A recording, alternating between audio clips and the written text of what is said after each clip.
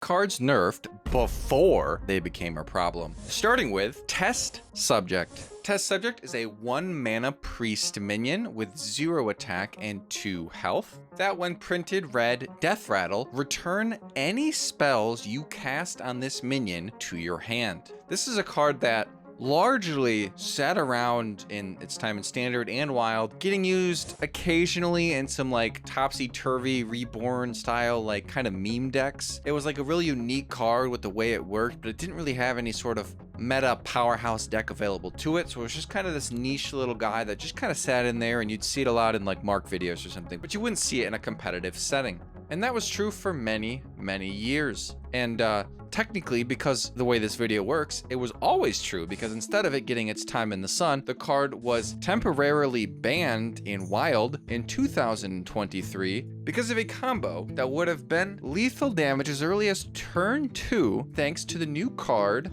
Mind Seer. Mind Seer, of course, not a new card now, but it would have been at the time. The way the combo works is literally 4 cards. You have a Radiant Elemental on your board and a Test Subject on your board. The Radiant Elemental makes your spells cost 1 less. The Test Subject returns any spells you cast on this minion to your hand. So now your 1 mana spells cost 0. So you play Embalming Ritual on your Test Subject for 0 mana. You then Mind Seer your own Test Subject for 0 mana, which deals 2 damage to Test Subject, killing it, which deals 3 damage to the enemy hero. And when Test Subject dies, it returns the Embalming Ritual and the Mind Seer to your hand. You then do this loop again, doing another Embalming Ritual on your Test Subject that reborned, as well as Mind Seer. You do that combination 10 times, and your opponent is dead as early as turn 2. Here we see Clark Hellscream doing a version with Holy Smite, because Mind Seer hadn't yet been added to the game, kind of figuring out if when this came out, it was going to be such a broken problem, kind of like proving that it's possible as long as the animations are similar between Holy Smite and Mind Seer. And ultimately, the devs agreed that this would be possible and this would be a problem, which is why it was temporarily banned. After a month, it was unbanned and nerfed to now saying Death Rattle, shuffle any spells you cast on this minion into your deck. So you now cast a minion into your deck instead of your hand, so it's a little bit of a value card, I guess, but it doesn't have the, I guess in hindsight, very abusable mechanic that it did before. Much like for Test Subject, for each of our following cards, we are going to introduce the card, talk about what would have been possible if it wasn't changed preemptively, and then talk about what they did to fix it and why. Our second card is Unstable Evolution. Unstable Evolution, a 1 mana nature spell from the Shaman class that when printed read, transform a friendly minion into one that costs 1 more. Repeatable this turn. This is a card that existed in this state for many years, close to half a decade, actually, a little bit more. And it's essentially just the evolve card, but instead of on a wide board, you hyper spend all your mana to make like a 2-drop, a 7-drops for turn 5 or something. It's, you know, you get to spread out the buffs on different minions, different amounts based on how much mana you want to kind of search for bigger minions that you want to keep, and then you can switch your target. It's kind of a more flexible but single target evolve. I'm sure it's not hard for you to see just how this card could be broken. As soon as they print something like your spells for Shaman cost 1 less, suddenly 0 mana Unstable Evolution is infinite, make minions 10 drops or 11 drops if that existed at the time, unlimitedly. So say if a card like Radiance of Ashara were printed, which read fire spell damage +2, which we don't care about, your nature spells cost 1 less. That we do care about. After you cost a frost spell, gain 3 armor. That we don't care about. Your nature spells cost 1 less. As I said, Unstable Evolution is a nature spell. So now that Radiance of Ashara was printed and your nature spells cost 1 less, you now have a free Unstable Evolution as long as this is in play. So your only limiting factor now is how many minions you can put onto the board, because as long as you don't Unstable Evolution Radiance of Ashara, you have an unlimited amount of Unstable Evolution. So whether that be something like Wisp to just play a 0 mana 1/1 that you can then make a 10-drop, or something that Shaman is particularly good at actually is summoning things using cards like Voltaic Burst. You now can have anywhere from 1 to 3 to 4 to 5 10-cost minions as early as turn 2. Your only limiting factor isn't mana, but rather how many bodies you can make to decide how many 10-cost minions, or if you want to stop early because you get something like a Ragnaros, and a turn 2 Ragnaros is pretty good.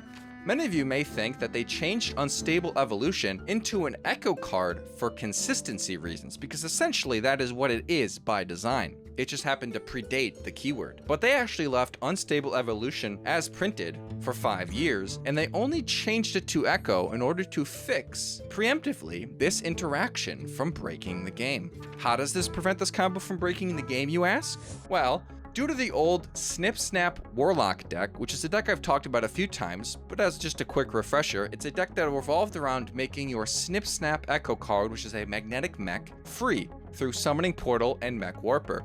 That would allow you to stick any mech on your board, play those 2 cards, and then you have a 0 mana Snip Snap, which is 2 damage being added to a mech infinitely. You do that 15 or more times on a mech, whatever it takes, you hit your opponent and they die. To fix that deck from terrorizing Hearthstone, they changed the entire Echo keyword to, as a keyword-wide rule, that the copies of Echo cards could never cost less than 1, no matter how much reduction was present on the board. This meant that by changing Unstable Evolution to be an Echo card, you weren't just being more consistent with your text, but you were actually nerfing the card entirely. That was how they fixed this potential extremely broken 2-card combo.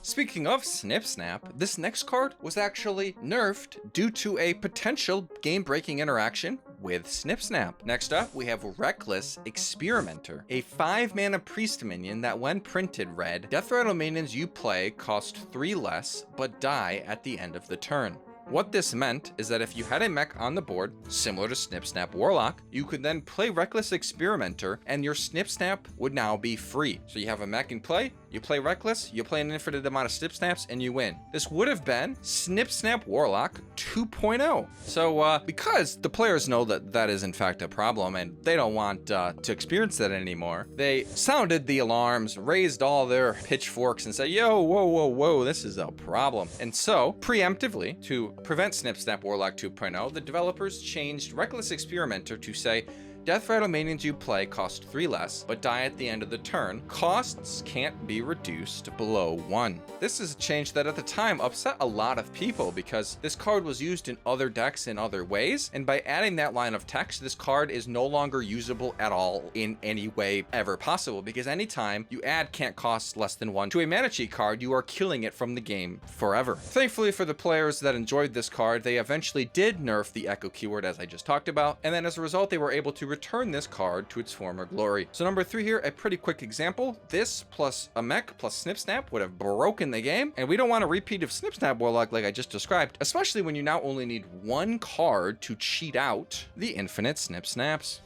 Up next, we have Dreadsteed, a 4-mana Warlock minion that read, Death Rattle, summon a Dreadsteed when it was printed. This is just a really expensive way to essentially unlock a free ping every turn. You get to deal 1 damage to something, and the next turn you have a 1/1, and then the 1/1 comes back that you can attack with again later. Funnily enough, this is a card that maybe people thought would be good because it's quote unquote infinite value, but it's the Grand Tournament card, so we know it was very, very bad. And funnily enough, looking back at its not so hot self, it was actually originally designed for the Curse of Naxxramas adventure as a neutral card with the title Relentless Geist. However, the synergy that this card would have had with Warsong Commander at the time, which would have given it charge as it was a minion with 3 or less attack, would have allowed those 2 cards to be used to slowly machine gun down every minion on your opponent's board. This is something like we see today when you use Sonya Infinite Boar deck or Infinite Wild Pawn Knoll decks or whatever, where you just play infinite 1/1s with Rush and you just slowly chip away at their entire board if you were fast enough.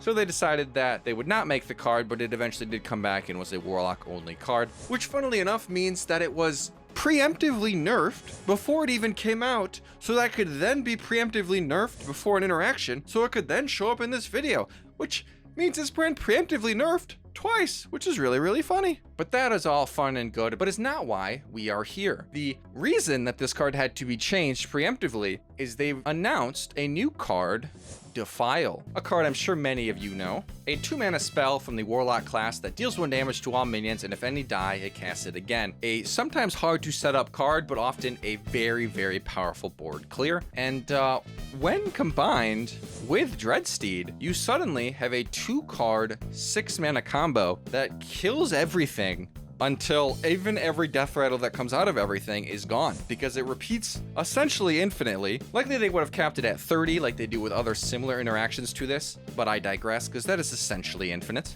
And they decided, I guess, that They didn't like that being a thing in the game at what would have been Knights of the Frozen Throne set, which came out literally a bajillion years ago in 2017. That's still very early Hearthstone, and that level of power from a 2-card combo they felt would be too strong and probably just really annoying to have to sit through, right? So they changed Dreadsteed to prevent that broken interaction to now say Death Rattle at the end of the turn.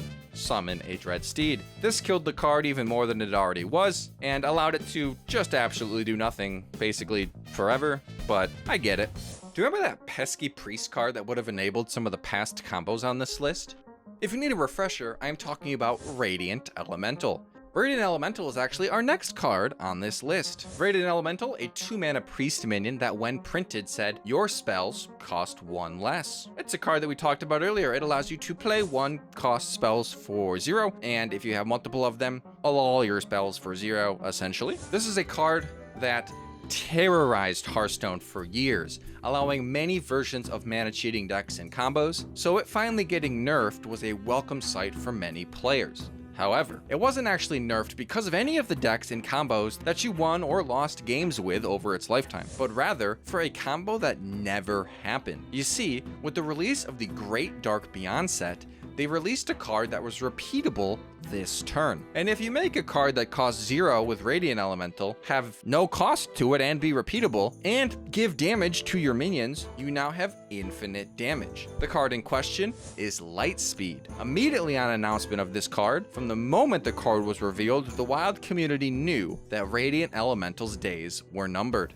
Some rejoiced, knowing that Radiant was cooked. Some cluelessly brought it to the attentions of the devs, like they were going to miss this one when they noticed the unstable evolution one, and others spammed Radiant while they still could. If you haven't seen Lightspeed, it is a 2-mana holy spell that gives a minion +1/+2 and rush and is repeatable this turn. All we care about is that it gives a minion +1 attack and is repeatable this turn, because all you do is you get 2 Radiant Elementals on the board, and then you would have infinite damage to either a Stone Tuskabor or any minion that lived. And you could even do this combo earlier than you may think, because you can just tempo out a Radiant Elemental, not worrying about if it dies, because you can always bring it back the next turn with a card like Animate Dead, which is just a cheaper way to play Radiant Elemental, free if you have the other one in hand, and it allows you to bring back the Radiant Elemental from hand, so you could do this combo as early as like turn 3 or 4, realistically pretty confidently, pretty consistently by 5.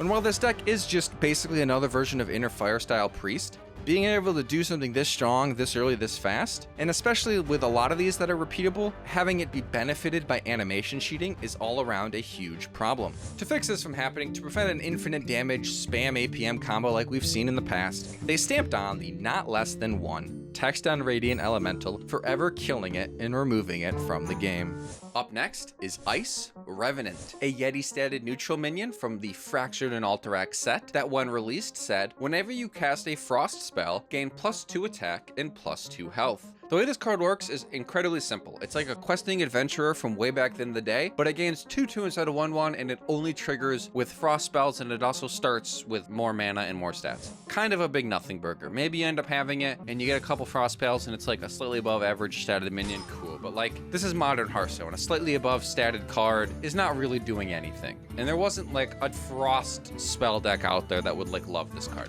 So it being on this list may surprise a lot of you, but this card was actually preemptively nerfed ahead of the March of the Lich King set and the release of the Death Knight class. They adjusted it to say, whenever you cast a frost spell, gain +1 and +1, nerfing the text in half. The comment that they gave for why they did that is as follows. The nerf to Ice Revenant might appear out of place. You could say that, but it feels like a necessary one in a world where Death Knight has access to multiple cheap frost spells, like Horn of Winter. In testing, we were frequently seeing Ice Revenants at game-ending sizes as early as turn 4, and the card was simply overshadowing many of the new and exciting things in the set. So, much like the other cards, this was a card that was nerfed before the things that came out that could have made it too strong, but instead of creating a like clearly broken game-winning combo on turns 2 through 5, it's a standard card, so the power levels it has to hit before it's considered egregious is much lower. So they thought, better safe than sorry, let's nuke this card so that it does not steal any of the spotlight from the new cards in the new class. On one hand, I totally understand that, and I get it. But on the other hand, a lot of people were really upset and disappointed because they wanted to experience this card with the new frost spells. And now they didn't have that option anymore before even getting to see it for themselves if it was actually too good. Another difference between this and some of the others in this video is that it actually eventually was fully reverted upon its rotation to wild a little over 5 months later. And immediately players were like, okay, let's try it now. Let's try Death Knight, all the cheap frost spells, Ice Revenant, any class we can think of, with all the cards ever available to us, and let's see if we can break Ice Revenant, even if we adjust the parameters that we have to reach to be just broken in standard power level instead of wild. And nobody could do it. The card was extremely underwhelming, as it's a 4-mana 4/5 with a little bit of upside. It's not like winning you games, even if you like adjust it for 2022, 2023 standard Hearthstone. Like, the card just dies to any removal, just a big removal. It doesn't matter how big it gets. It doesn't have charge. It doesn't have rush. It doesn't have taunt. You can just kill it. And so that kind of left a bitter taste in a lot of people's mouths because they're like, they just didn't believe it. They didn't understand why the card was nerfed. It's like, it totally was like outside of the realm of what would normally be seen in a preemptive nerf. Nevertheless, they could now at least experience it for themselves, and if they wanted to, try to have fun with Ice Revenant. Odin Prime Designate is our next card, a warrior legendary minion from the Titan set. That reads, Battle Cry. For the rest of the game, after your hero gains armor, they gain that much attack for that turn. This is a card that is an archetype all on its own, as in you play the Odin, and then for the rest of the game you play efficient armor gaining cards, which turn into hero damage. So if you manage to play a shield block, instead of just being decent armor for protection and a draw, you also now get 5 attack to your hero. It's as if you just equipped an Arcanite Reaper alongside that shield block. This card is very powerful, and it allows you, as a control deck that's kind of just sitting back, clearing boards, gaining armor, to have a cool way to transition all of those cards that would otherwise be control cards into now aggressive cards that can help you finish the game. This card, obviously good, has been nerfed at one point to 9 before going back down to 8. But what we really care about is a change that happened 5 months after the card came out. You see,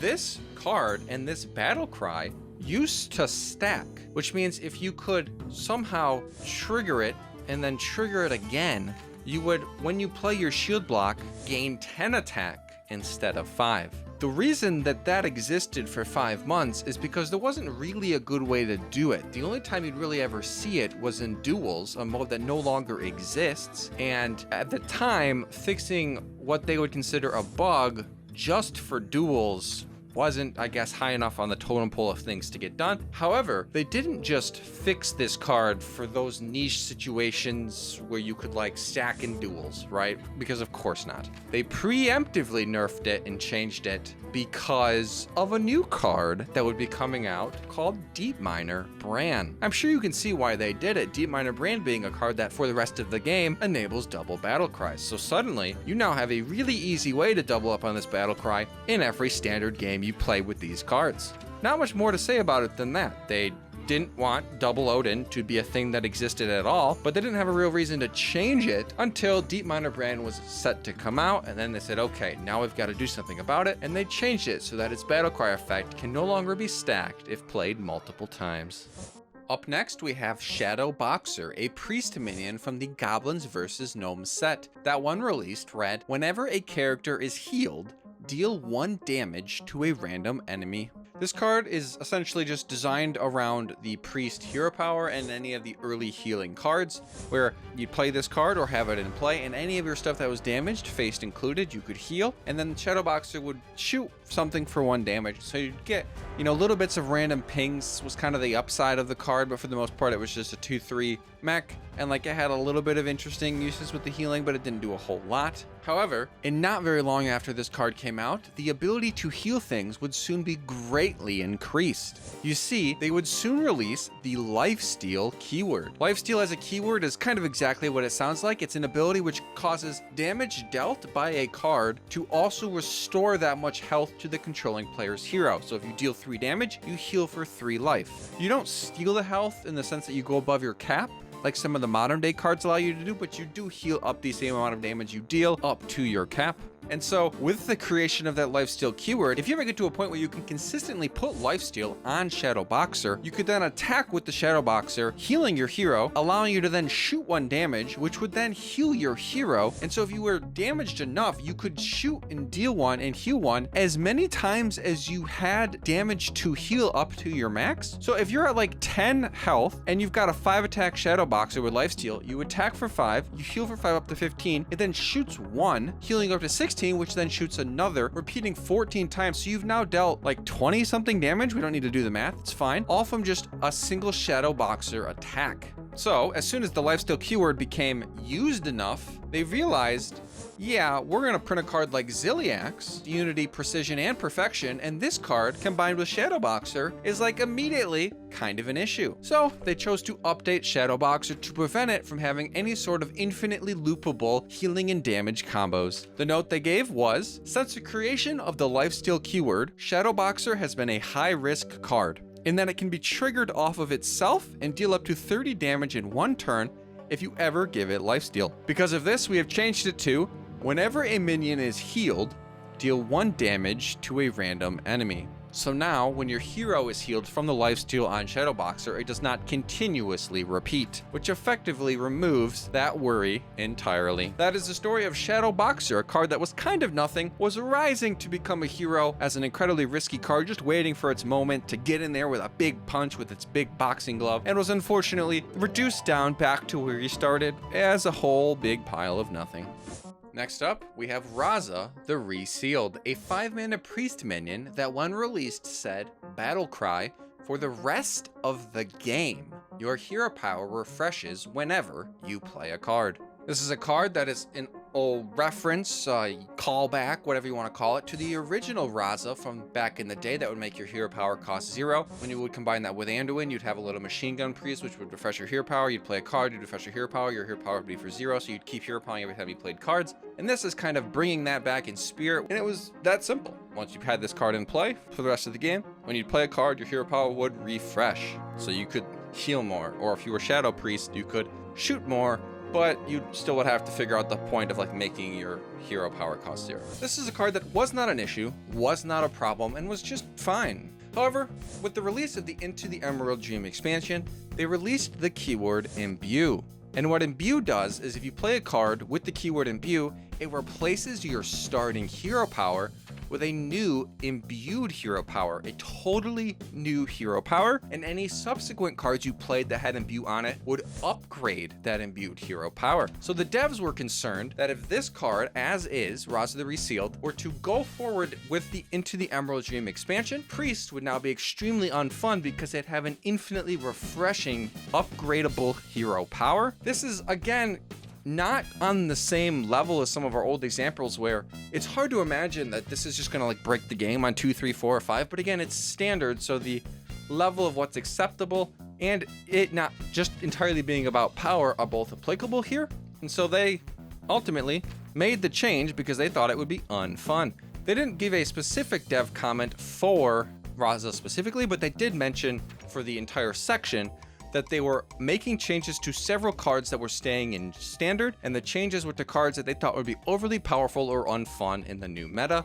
And that is just like so clearly calling out Raza the Resealed here. You could maybe argue that they're talking about something like Timewinder, Zarimi also, as well as Infestor, because both of these cards were nerfed in this patch, right? There were some other ones too. But the way I look at it is these are just cards that were really good in the last expansion and they're nerfing them now because they were too good. I don't really consider that on the same spirit as the preemptive nerfs in this video, because then you get into a whole can of worms where you start thinking about any time a card got nerfed after its expansion was not the newest anymore. And I don't really consider that preemptive in the same way. You just have to start talking about Sire and Prince Renaissal and stuff, and that's just not what we're on about here. But I think Raza the Resealed clearly fits this list because they completely mutilated this card. If you don't know, what it now says is Battle Cry.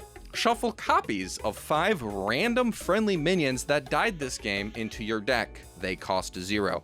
This is not the same card even at all. But it is a card that was changed before it became a problem, and it was just, instead of being nerfed, It was just completely eliminated from the game and changed to something entirely different. Absolutely crazy what they did to this card. I once made a video about deleted Hearthstone cards where the idea was cards like this, where like the old Raza the Resealed as a card is now deleted. Like sure, you still have a Raza the Resealed in the game, but that old effect was a card and it is now completely gone. This would have been prime for that because my goodness, is Raza the Resealed just completely gone as it once was.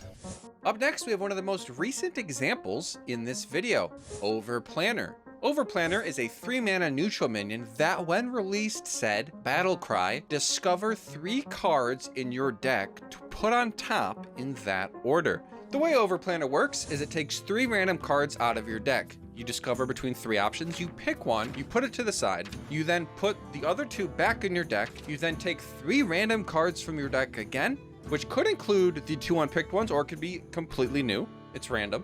You then pick one, put it to the side again under the first card you picked, put the other 2 back in your deck. You then take 3 random cards from your deck one more time, which could include any of the unpicked options or could be 3 new ones. You then pick one of those 3 that you've discovered. You then put it to the side under the first 2 cards you picked and you put the other 2 back. You then put those pile of the 3 cards you've chosen from the 3 discovers on the top of your deck with the first card picked on top and the last card picked in the 3rd position. So whatever you picked first, that's going to be your next top deck, so on and so forth down the line for the next 3 turns. This is just a neat, cool, like deck sorting card that like can kind of dredge a top deck, but can also dredge a second and a third top deck, which is a little bit interesting. Much like the other cards in this video, this card was not yet a problem, was not yet broken, but they decided to preemptively nerf it to prevent it from potentially breaking with new cards coming out in the Great Dark Beyond set. This card currently just discovering 3 times, putting those cards on the top of your deck. They changed this card before the Great Dark Beyond set to say, battle cry, choose 3 cards from your deck to put on top in that order. If you're looking at these 2 cards side by side and you're thinking, what am I missing? What's the difference here? Well, it's the keyword discover being gone now from the card. This is a non-functional change to how it worked up to before the Great Dark Beyond set. You still get the 3 cards, you still put them on top of your deck, and then you go from there. However, with the Great Dark Beyond set, they were releasing cards that had to do with the discover keyword, such as in Hunter, Rangari Scout. After you discover a card, get a copy of it. In this case, if this card is in play and you play Overplanner, you would now get a discover of the 3 cards chosen into your hand as well as putting them on top of your deck. Whether this was the exact card or the only card that they were worried about, they didn't specify, but it is one that we can see kind of clearly would be most strong with Overplanner, especially given that they are adding Discover Hunter as an archetype entirely with the legendary card Exarch Nile as well. Nyala? I don't know. Which says battle cry, replace your hero power with tracking, which is essentially just discovering a card from your deck. So this whole archetype is built around the discover keyword, and so they felt that having a card that would discover 3 times would be a bit too strong, and they decided to remove the discover part from the card entirely. Whether this is like an Ice Revenant situation or like some of the other more egregious situations, I'll leave you to form your own opinion on that, as that concludes our section on Overplanner. Before we move on to our last card, some more cards that we aren't including but like kind of sort of could stretch for are Raza the Chained and Patches the Pirate. However, I'm not including these because while it is funny that these are both nerfed preemptive to their rotation to wild on the grounds that they thought they'd be turbo busted forever, like literally Patches the Pirate was nerfed for no other reason than they thought it would be turbo busted forever. So they claimed though. And when they said, as we move closer to the new Hearthstone year, we had some concerns about allowing Patches to remain in his current state after moving out of Standard. Patches' strength has caused almost every class to add some pirates just to benefit from him, and his early game power forces control decks to include a good answer to him. This change would give wild players more flexibility when building their decks. They said this, and this is why they nerfed these 2 cards according to their comment, but Standard players at the time and even historians now will argue that they said it as an excuse for why they were being nerfed so close to rotation, when in reality they were 100% nerfed because Standard could not tolerate another 2 months of them in the game as is. So I'm not including them because even if it was preemptive and we went by what they said, which I usually do, it doesn't really fit the same way because it's just like, what, they're preemptively nerfing them because they're broken? That's just like why you nerf cards normally, is because they're broken. Next up is a card we've talked about before on the channel, Pandaren Importer. Pandaren Importer is a 2-mana neutral minion that says battlecry, discover a spell that didn't start in your deck. This card is extremely unassuming.